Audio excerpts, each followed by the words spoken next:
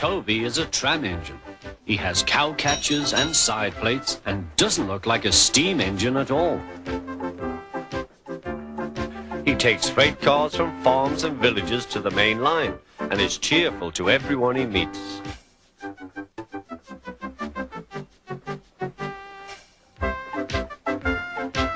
He has a coach called Henrietta, who has seen better days.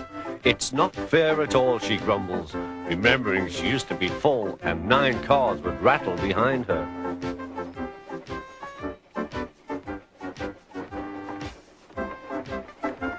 Now there are only 3 or 4, for the farms and factories send their goods mostly by truck. Toby is always careful. The cars, buses and trucks often have accidents. Toby hasn't had an accident for years. The buses are crowded and Henrietta is empty.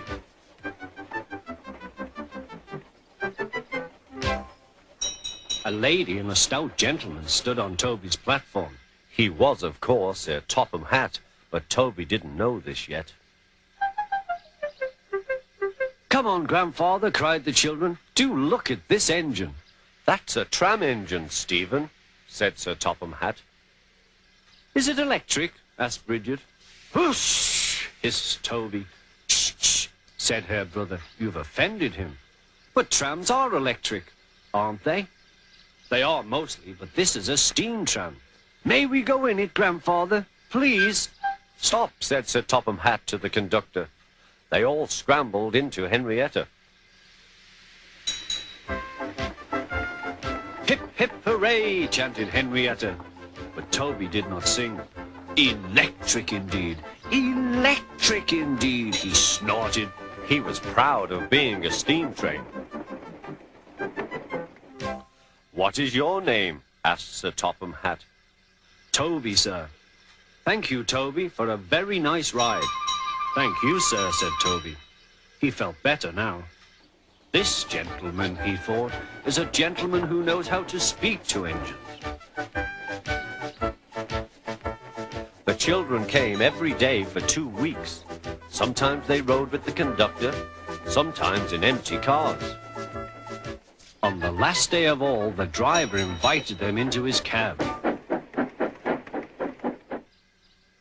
All were sorry when they had to go away. And Sir Topham Hatt and his family thanked everyone. "Come again soon," replied Toby. We will," called the children. And they waved till Toby was out of sight.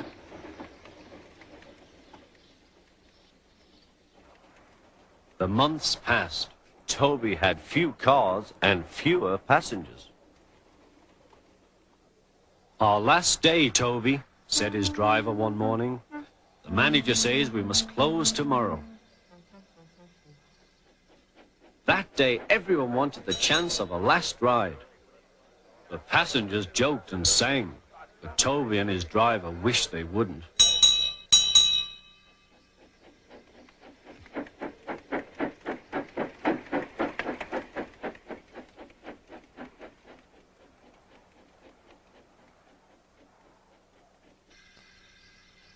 "Goodbye, Toby," said the passengers afterwards. "We are sorry your line is closing down." "So am I," said Toby. Nobody wants me, Toby thought, and went unhappily to sleep. Next morning, the shed was flung open, and old Toby woke with a start to see his driver waving a piece of paper at him.